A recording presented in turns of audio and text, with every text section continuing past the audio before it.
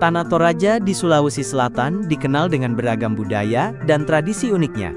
Salah satunya adalah tradisi mayat berjalan.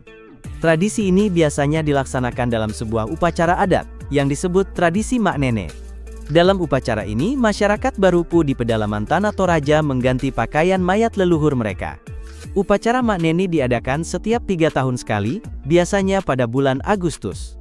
Hal ini dikarenakan upacara tersebut hanya boleh dilakukan setelah musim panen yang jatuh pada bulan Agustus.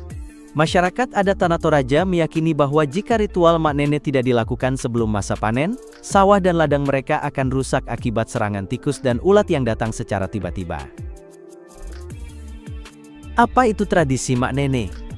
Tradisi adat Mak Nene dilakukan untuk membersihkan, mengganti pakaian dan mendandani fosil orang tua dan leluhur yang telah meninggal selama puluhan hingga ratusan tahun. Fosil-fosil tersebut dirawat dan diperlakukan seperti saat mereka masih hidup, sebagai bentuk kecintaan dan penghargaan dari keluarga yang masih hidup terhadap leluhur mereka. Seluruh keluarga dan kerabat berkumpul di lokasi upacara adat, kemudian fosil atau jenazah dikeluarkan dari makam khas suku Toraja yang disebut Patane, dan dibawa ke tempat upacara. Suku Toraja dikenal sangat menghormati leluhur mereka. Upacara Mak Nene terdiri dari serangkaian kegiatan menarik lainnya, dimulai dengan membuka patane yang menurut adat harus disertai dengan penyembelihan hewan kurban seperti babi atau kerbau. Setelah dibersihkan dan didandani, fosil leluhur disajikan berbagai makanan dan minuman yang mereka nikmati semasa hidup. Pelaksanaan ritual Mak Nene tidak serentak, melainkan sesuai kesepakatan masing-masing daerah atau kepercayaan adat tertentu. Umumnya upacara ini dilaksanakan setelah musim panen sebagai bentuk rasa syukur kepada leluhur atas hasil panen yang baik. Meskipun tradisi ini masih berlangsung hingga saat ini, frekuensi pelaksanaannya tidak sesering dulu. Dahulu ritual ini bisa dilakukan setiap tahun atau setiap setelah musim panen, namun sekarang dilakukan setiap 3 tahun sekali. Hal ini disebabkan oleh banyaknya anggota keluarga yang merantau keluar dari Tanah Toraja dan tingginya biaya yang diperlukan untuk melangsungkan upacara adat ini. Sejarah tradisi Mak Nene. Ritual Mak Nene memiliki asal-usul yang menarik, berasal dari kisah seorang pemburu binatang bernama Pong Rumasek. Ketika berada di hutan pegunungan Bala, Pong menemukan seorang yang telah meninggal, dengan kondisi yang memprihatinkan. Tanpa ragu, Pong membawa jasad tersebut dan mengenakannya pakaian yang pantas untuk pemakaman yang layak. Setelah itu, Pong mengalami berkah yang luar biasa. Tanaman pertaniannya tumbuh lebih cepat dari biasanya, dan dia memiliki kesuksesan dalam perburuannya. Dari pengalaman ini, Pong menyimpulkan bahwa meskipun seseorang telah meninggal, mereka masih layak dirawat dan dihormati, meski bentuk fisiknya sudah berubah. Pong kemudian mewariskan pesannya kepada penduduk Barupu, dan mereka meneruskannya dengan setia melalui pelaksanaan ritual Mak Nene. Prosesi tradisi Mak Nene. Setelah memahami sejarahnya, mari kita eksplorasi proses pelaksanaan tradisi Mak Nene suku Toraja, yang bertujuan untuk memberikan penghargaan dan menghormati jasad orang yang telah meninggal dunia. Tradisi dimulai dengan mengunjungi lokasi pemakaman para leluhur yang terletak di pekuburan Patane di Lembang Paton, Kecamatan Sereale, Kabupaten Toraja Utara. Seorang tetua, atau netomina, dalam bahasa Toraja kuno memimpin doa, keluarga kemudian membuka peti mati. Langkah berikutnya adalah membersihkan mayat secara menyeluruh dari kepala hingga ujung kaki menggunakan kain dan kuas bersih. Setelah pembersihan selesai, mayat dikenakan pakaian yang baru dan layak, kemudian mayat kembali diletakkan dalam peti. Selama prosesi, para lelaki membentuk lingkaran sambil menyanyikan lagu dan melakukan tarian sebagai ungkapan kesedihan, memberikan dukungan kepada keluarga yang ditinggalkan. Fakta unik tentang tradisi Mak Nene. Di Desa Silanang, mayat-mayat utuh pertama kali ditemukan di sebuah gua. Saat ditemukan, mayat-mayat tersebut tidak mengalami pembusukan. Yang menarik, mayat-mayat utuh tersebut tidak melalui proses balsem atau perlakuan khusus lainnya. Keutuhan mayat tersebut terjadi secara alami.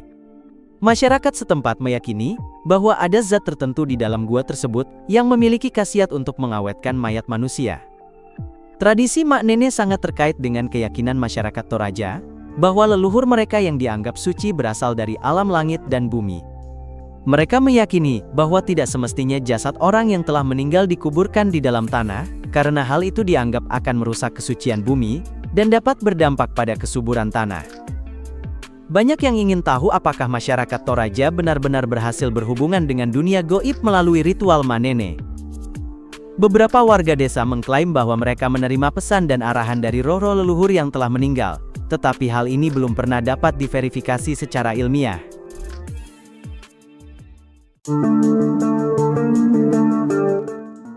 Wayang kulit adalah hasil warisan turun-temurun suku Jawa yang syarat akan nilai budaya dan kehidupan. Sebagai orang Jawa asli, tentu tidak asing lagi dengan budaya hiburan zaman dulu yang sangat megah ini.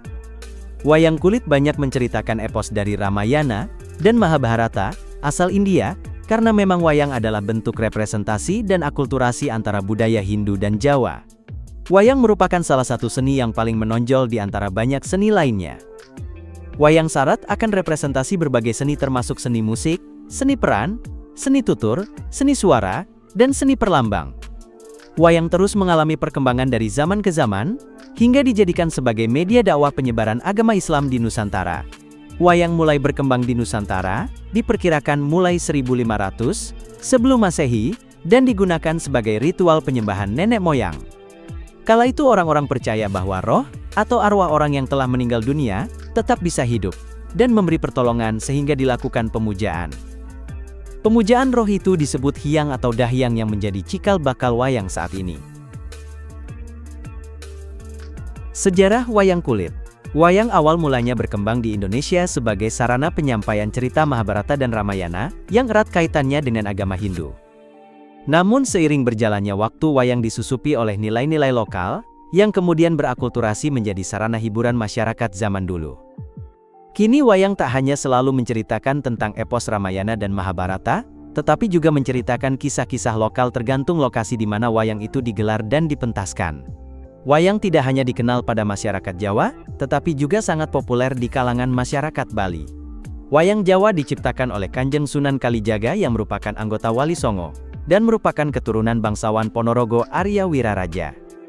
Sunan Kalijaga melihat kultur kebiasaan masyarakat Indonesia, terutama suku Jawa sangat menggemari pertunjukan wayang beber. Dikarenakan dalam Islam melukis di atas kertas dilarang, maka Kanjeng Sunan memodifikasi bahan yang semula adalah kertas ponoragan atau daluang menjadi kulit sapi atau kerbau. Akulturasi berlanjut ketika Sunan Kalijaga menambahkan karakter punakawan, yang merepresentasikan kaula alit atau rakyat biasa beranggotakan Semar, Gareng, Petruk, dan Bagong. Fakta unik wayang kulit. Wayang kulit adalah seni tradisi yang sangat populer di masyarakat Jawa sebagai sarana hiburan tradisional. Seiring berjalannya waktu dan generasi, wayang kulit kian menurun popularitasnya. Fakta unik terkait wayang kulit di Antaranta. Dilaksanakan semalam suntuk. Pagelaran wayang kulit identik dengan malam hari, biasanya dilaksanakan semalam suntuk, yakni hingga matahari hampir terbit. Hal ini dikarenakan ciri khas pagelaran wayang kulit, yang membutuhkan kain, dan penampilan dengan bayangan hanya dapat dilakukan di malam hari. Kemudian, karakter wayang berjumlah ribuan. Dalam satu pagelaran wayang dibutuhkan ratusan, hingga ribuan jenis wayang tergantung lakon cerita apa yang akan dibawakan dalang. Karakter inilah yang menyebabkan durasi pagelaran wayang dapat memakan waktu 8 hingga 10 jam. Lalu gamelan adalah wajib, sebuah pagelaran wayang kulit tak lengkap rasanya jika tanpa iringan musik tradisional Jawa yaitu gamelan. Gamelan merupakan musik ansambel tradisional yang tak hanya populer di masyarakat Jawa, tetapi juga Sunda dan Bali. Setiap gamelan memiliki ciri khas suaranya masing-masing, gamelan Sunda dan gamelan Bali juga memiliki ciri khas ritme yang berbeda dengan gamelan Jawa. Filosofi seni budaya Jawa. Wayang kulit syarat akan makna dan filosofi yang disampaikan kepada masyarakat. Tak hanya membawakan cerita zaman dahulu, tetapi juga dapat membawakan pesan dan sindiran terhadap umat manusia. Kehidupan adalah perjalanan mencari jati diri. Dalam cerita pewayangan kerap diceritakan bahwa banyak tokoh yang sangat gigih dalam melakukan perjalanan hidup yang panjang dan penuh tantangan, untuk menemukan jati diri dan meraih kesempurnaan hidup. Filosofi tokoh wayang ini menggambarkan bahwa kehidupan manusia harus melewati berbagai macam rintangan, mengenali diri sendiri, menggali potensi, dan mengendalikan diri dari amarah agar jati diri terbentuk dengan sempurna, dan mencapai kedamaian hidup. Wayang kulit kerap melambangkan dua hal yang saling bertolak belakang.